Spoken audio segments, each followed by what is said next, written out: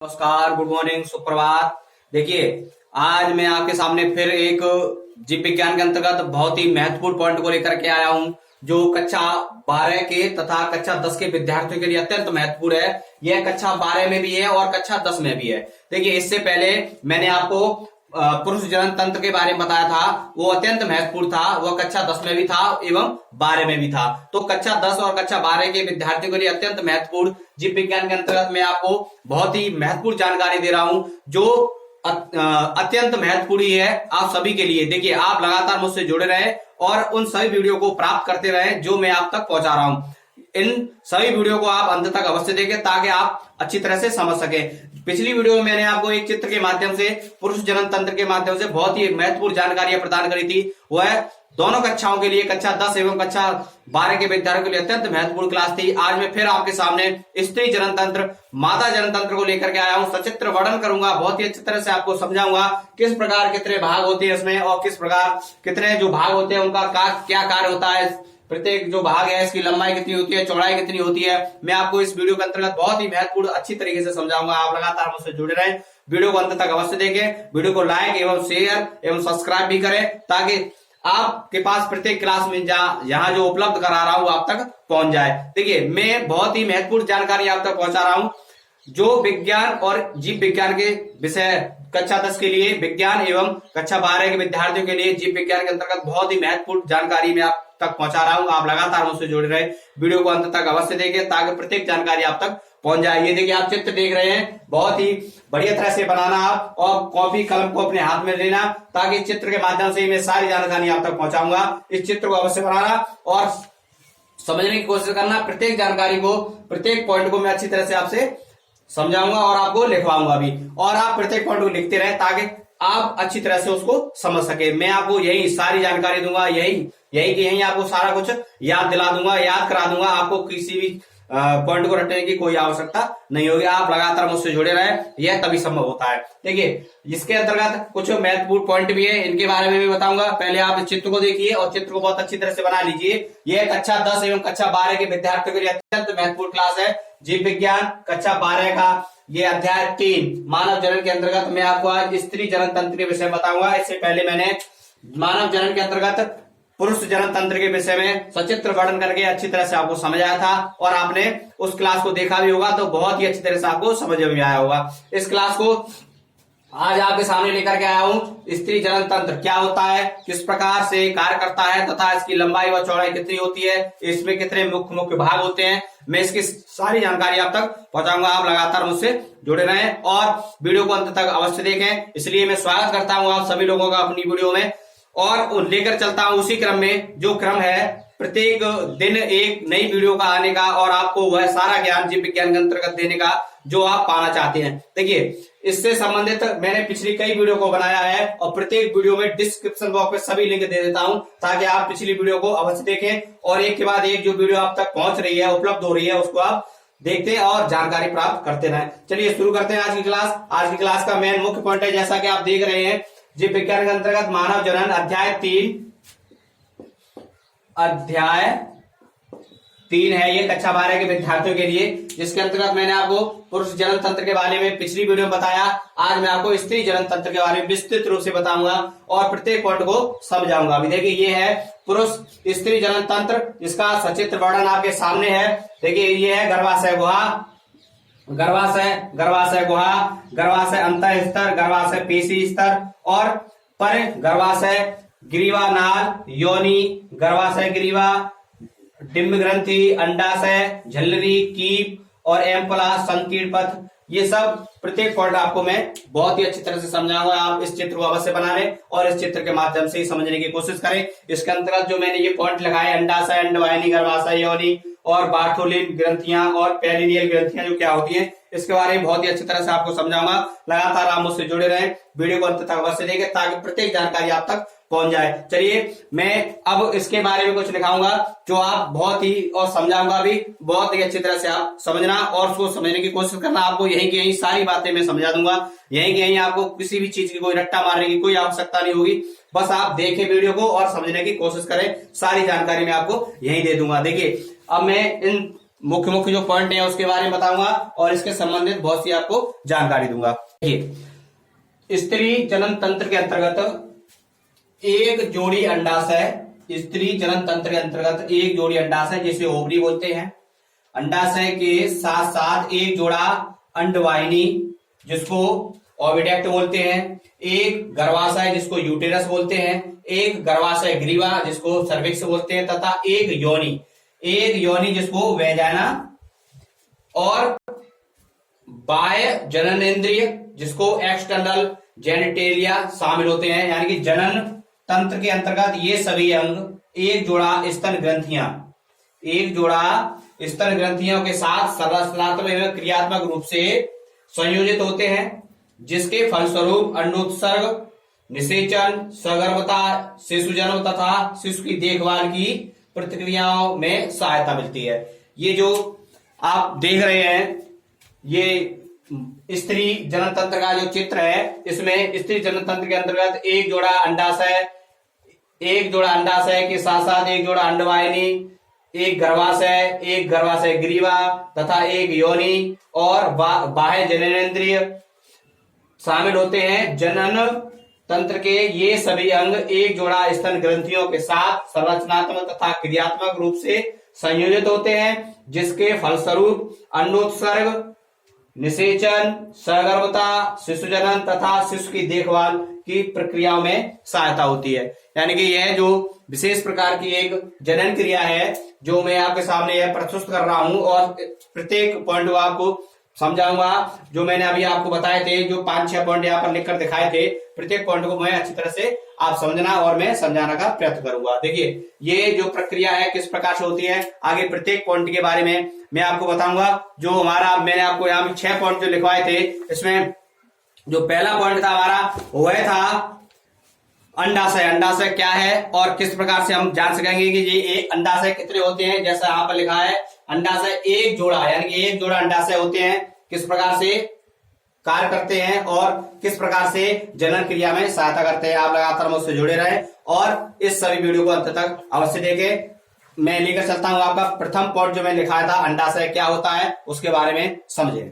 जो अंडाशय होता है, जो डिंब होता है, यानी कि जो अंडाशय होता है, अंडाशय, ये जो अंडाशय है आपका एक इधर है और एक इधर है, ये डिंब, इसको क्या बोलते हैं, डिंब। अंडाशय या डिंब ग्रंथि। देखिए, ये एक जोड़ी अंडाशय उदर गुहा में स्थित होते हैं। ये संयोजी ऊतक से बनी एक ठोस अंडाकार रचना, यानी कि अंडाशय, जो एक जोड़ी अंडाशय होते हैं वो उदर गुहा में स्थित होते हैं। ये संयोजी ऊतक से बनी एक ठोस अंडाकार रचना जिसकी लंबाई 30 सेंटीमीटर, चौड़ाई 2 सेंटीमीटर तथा मोटाई 1 सेंटीमीटर होती है। जो अंडाशय में एक जोड़ी अंडाशय उदर गुहा में स्थित होते हैं। ये संयोजी ऊतक से बनी एक ठोस अंडाकार रचना है जिसकी लंबाई 3 सेंटीमीटर, चौड़ाई 2 सेंटीमीटर तथा जो मोटाई है वो 1 सेंटीमीटर होती है।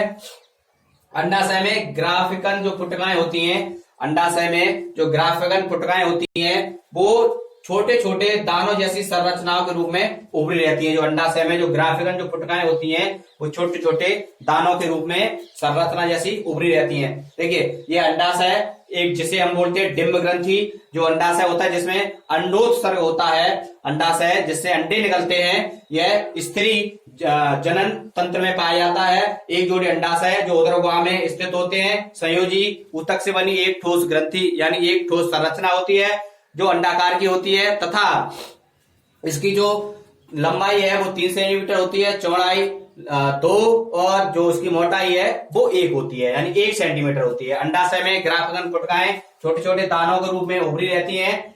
ये जो अंडाशय में जो ग्राफिकन जो पुटकाएं होती हैं, यानी कि जो ग्राफियन जो पुटकाएं होती हैं वो छोटे छोटे दानों के रूप में उभरी रहती हैं। अंडाशय आपको बहुत अच्छी तरह समझ में आया। अगला पॉइंट है वो क्या है, जिसको हम बोलते हैं अंडवाहिनी। किस प्रकार से क्या होता है, महत्व है, यानी उसे हम किस प्रकार से समझेंगे, तो आप जुड़े रहें और देखते हैं हम अंडवाहिनी का कार्य क्या होता है। अंडवाहिनी की जो लंबाई होती है, वो चौड़ाई होती है, वो कितनी होती है, उसको भी देख लेते हैं। देखिए, अब है हमारी अंडवाहिनी या डिंब वाहिनी या फैलोपियन नलिका। अंडवाहिनी या डिंब वाहिनी, इसको हम डिंब वाहिनी या अंडवाहिनी, डिंब वाहिनी या फैलोपियन नलिका, यानी कि अंडवाहिनी, डिंबवाहिनी या फैलोपियन जो नलिका होती है ये पूरी क्या है, ये है हमारी अंडवाहिनी, अंडवाहिनी नलिका। ये क्या है, अंडवाहिनी या डिंबवाहिनी या फैलोपियन नलिका। देखिए गर्भाशय तथा योनि मिलकर स्त्री सहायक नलिकाएं बनाती हैं, यानी कि गर्भाशय और योनि मिलकर, गर्भाशय और योनि मिलकर स्त्री सहायक नलिकाएं बनाती हैं। प्रत्येक डिंबवाहिनी नली, यानी प्रत्येक डिंबवाहिनी या अंडवाहिनी या फैलोपियन नलिका लगभग 10 से 12 सेंटीमीटर लंबी होती है। कितनी, लगभग जो अंडवाहिनी या फैलोपियन नलिका या डिंबवाहिनी होती है वो लगभग 10 से 12 सेंटीमीटर लंबी होती है, जो प्रत्येक अंडाशय की परिधि से चलकर, जो प्रत्येक अंडाशय की परिधि से चलकर गर्भाशय तक जाती है, जो प्रत्येक अंडाशय की परिधि से चलकर कहां तक जाती है, गर्भाशय तक जाती है। कहां तक जाती है, गर्भाशय। प्रत्येक अंडाशय की परिधि से चलकर कहां तक जाती है, गर्भाशय तक जाती है। जो अंडवाहिनी, डिंबवाहिनी या जो फैलोपियन जो नलिका होती है वो प्रत्येक अंडाशय की परिधि से चलकर गर्भाशय तक जाती है, जिसकी लंबाई 10 से 12 सेंटीमीटर होती है।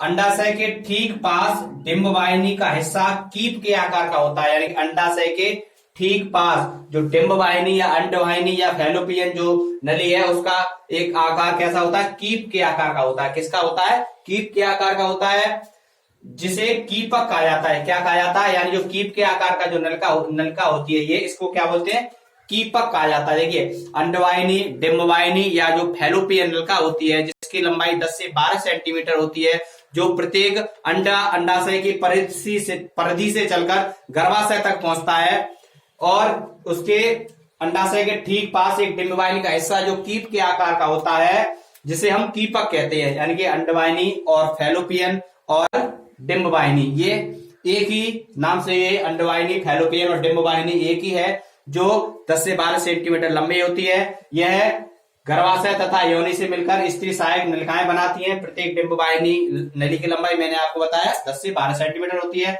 यह अंडाशय की परिधि से चलकर गर्भाशय तक पहुंचती है, यानी कि अंडाशय की परिधि से चलकर कहां तक पहुंचती है, गर्भाशय तक पहुंचती है। यह आपको पॉइंट बहुत अच्छी तरह से समझ में आया। अब मैं इससे अगले वाला जो पॉइंट है वही बताता हूं आपको। आप लगातार मुझसे जुड़ रहे हैं एवं वीडियो को अंत तक अवश्य देखें, वीडियो को लाइक करें, शेयर करें एवं सब्सक्राइब करें। अगला वाला पॉइंट है जो है गर्भाशय, क्या है इसको भी देख लेते हैं।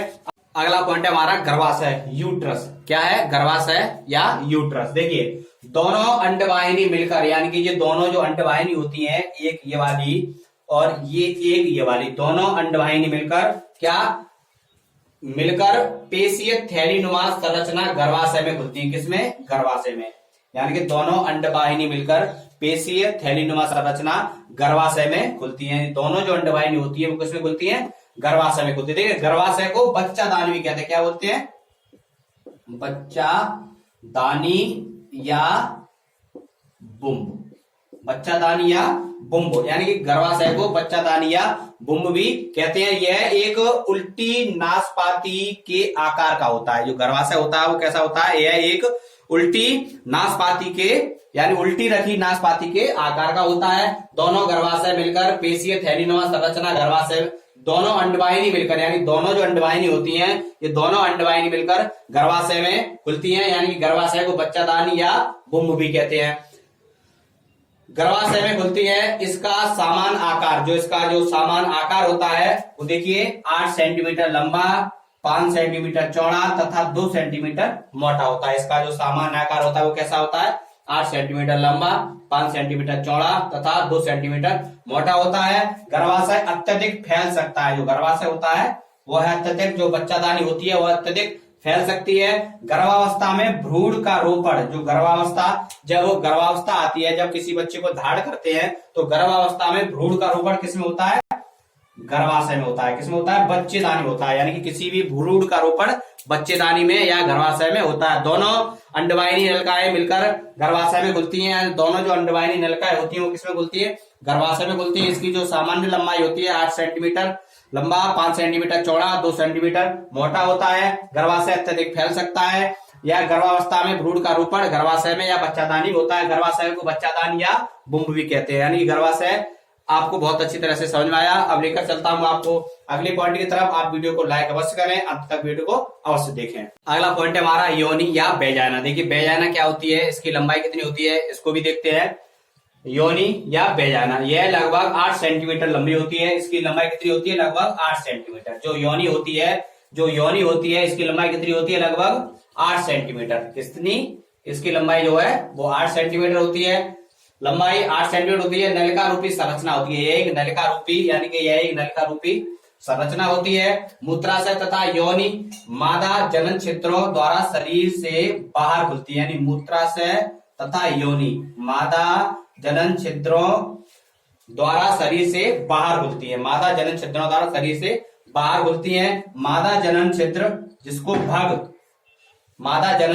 हम भग बोलते हैं, उसकी बाहरी सतह पर एक पेशीय संरचना क्लाइटोरियस कहलाती है। क्या, मादा जनन छिद्र यानी भग की सतह पर एक पेशीय संरचना क्लाइटोरियस कहलाती है। यानी कि यह जो दोनों पटों को जोड़ती है वो है क्लाइटोरियस। यानी कि जो योनि होती है, योनि के दोनों तरफ को जोड़ने वाली जो संरचना होती है, जो पेशीय संरचना जो सतह पर स्थित होती है, जिसे हम क्लाइटोरियस बोलते हैं। क्या बोलते हैं, क्लाइटोरियस बोलते हैं। जो हल्का एक उठा हुआ भाग होता है। देखिए ये योनि आपको मैंने समझाया, जो मादा जनन तंत्र के अंतर्गत एक मुख्य भाग था। इसके बाद एक अन्य और भाग भी है। आप लगातार मुझसे जुड़े रहे और मैं वह दोनों भाग भी आपको बहुत अच्छी तरह से समझाऊंगा। ये मैंने समझाया, इसकी लंबाई 8 सेंटीमीटर होती है। स्त्री जनन तंत्र के अंतर्गत दो हमारे महत्वपूर्ण और जो पॉइंट बचे हैं, जो बहुत ही अत्यंत महत्वपूर्ण है, उनको भी देख लेते हैं। देखिए बार्थोनियल ग्रंथियां, जो ग्रंथियां होती हैं, ये योनि के पास में स्थित होती हैं। किसमें, योनि में ही। जो बार्थोनियल ग्रंथियां होती हैं वो योनि में ही पास में स्थित होती हैं। इनसे स्रावित क्षारीय तरल योनि को चिकना तथा क्षारीय बनाता है। इनसे जो एक पदार्थ निकलता है जो योनि को चिकना और क्षारीय बनाता है। कैसा, योनि को चिकना और क्षारीय बनाता है। यानी कि जो बार्थोनियल जो ग्रंथियां होती हैं, ये योनि के पास में स्थित होती हैं। इनसे स्रावित क्षारीय तरल योनि को चिकना तथा क्षारीय बनाता है। जो एक तरल पदार्थ निकलता है वो योनि को चिकना एवं क्षारीय बनाता है। दूसरा पॉइंट हमारा, पेरिनियल जो ग्रंथियां होती हैं, इनसे विशिष्ट गंधवत तरल पदार्थ निकलता है। जो पेरिनियल जो ग्रंथियां होती हैं, इनसे विशिष्ट गंधवत तरल पदार्थ निकलता है, जो लैंगिक आकर्षण को उत्पन्न करता है। यानी जो पेरिनियल जो ग्रंथियां होती हैं, इनसे विशिष्ट एक गंधवत तरल पदार्थ निकलता है, जो लैंगिक आकर्षण को उत्पन्न करता है। और जो बार्थोनियल जो ग्रंथियां होती हैं, ये योनि के पास में स्थित होती हैं। इनसे जो एक क्षारीय पदार्थ निकलता है, जो योनि को चिकना और क्षारीय बनाता है। देखिए आज मैंने आपको स्त्री जनन तंत्र के अंतर्गत बहुत ही महत्वपूर्ण जानकारी दी, सचित्र वर्णन करके मैंने आपको समझाया। जो योनि होती है उसकी लंबाई क्या होती है, गर्भाशय यानी कि जो दोनों हमारी जो अंडवाहिनी और जो डिंबवाहिनी जो नलिकाएं होती हैं, इन दोनों के जो मिलन होता है, यानी दोनों जो नलियां आके मिलती हैं, जो गर्भाशय का निर्माण करती हैं। और जो गर्भाशय होता है वह किस प्रकार से, जिसको हम बच्चादानी बोलते हैं, जिसमें बच्चे का रोपण होता है, उसको हम गर्भाशय या बच्चादानी बोलते हैं। मैंने आपको योनि के बारे में बताया, मैंने आपको अंडाशय के बारे में बताया, और एक जो अंडाशय होता है, जो कीप होती है, वो कीपक जिसे हम कहते हैं, उसके बारे में बताया। अंडवाहिनी किस प्रकार से कार्य करती है, यानी एक बच्चे का निर्माण किस प्रकार से होता है। स्त्री जनन तंत्र का मैंने आपको बहुत सारी जानकारियां दी। लगातार आप मेरी वीडियो से जुड़े रहें और अंत तक वीडियो को अवश्य देखें। प्रत्येक दिन मैं आपके सामने नए पॉइंट को लेकर आता हूं, जो कक्षा 12 से संबंधित है, कक्षा 12 की जीव विज्ञान विषय से संबंधित है। यह कक्षा 10 में भी है और तथा कक्षा 10 एवं कक्षा 12 के विद्यार्थी के लिए अत्यंत महत्वपूर्ण है। यह कक्षा 10 और कक्षा 12 के विद्यार्थी अंत तक अवश्य देखें और इससे संबंधित सारी जानकारी को प्राप्त करें। मैं अगले दिन आपको जब वीडियो उपलब्ध कराऊंगा तो जो मादा स्तन जो ग्रंथियां होती हैं उसके बारे में बताऊंगा कि किस प्रकार से जब बच्चा कोई भी मादा उत्पन्न करती है, उसके बाद उसको पोषण की आवश्यकता होती है, वो पोषण कहाँ से प्राप्त करता है, इसके बारे में जानकारी दूंगा। आप मेरी वीडियो को लगातार देखते रहें। देखिए प्रतिदिन में विषय के संबंधित जो अध्याय 3 है जीव विज्ञान के अंतर्गत कक्षा 12 के विद्यार्थियों के लिए, मैं इससे अगले वाले पॉइंट को प्रतिदिन नया जो इससे संबंधित है प्रत्येक पॉइंट को आप तक लेकर के आता हूं। आप वीडियो को लाइक अवश्य करें, शेयर करें और सब्सक्राइब करें। वीडियो को अंत तक देखने के लिए बहुत बहुत धन्यवाद।